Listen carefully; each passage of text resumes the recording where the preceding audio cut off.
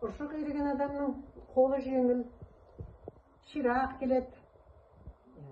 Ұршық бұл адам ағзасына өте пайдасы зор, себебі оның буындары қатаймайды, қаны жақсы жүреді, ойлау қабілеті, жалпы сезім эмоциясы ағзада іске әсер етеді.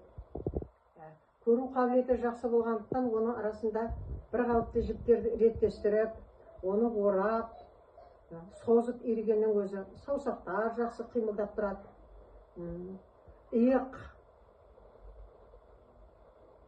білек жақсы қозғалыста болады. Жалпы организмдегі қан айналу системасына өте пайдасы зор. Бұл кәсіп біздің тіршіліктің барлығында да жақсы қолданысқа ие. Осы қолданысқа ие тіршіліктің арқасында адам ағзасына да пайдасы зор. Соның арқасында болатын болу керек. Қазір мен ардагер ұстазбын. Көп жылдан бері зейнетке шыққан. Осы әжемнен үйренген кәсібімді мен де ұршық иіріп, денсаулығымның арқасында балаларыма шұлық, тағы да пайдалы нәрселерді істеп беремін. Ұршық иіру жалпы адам ағзасына өте қажетті,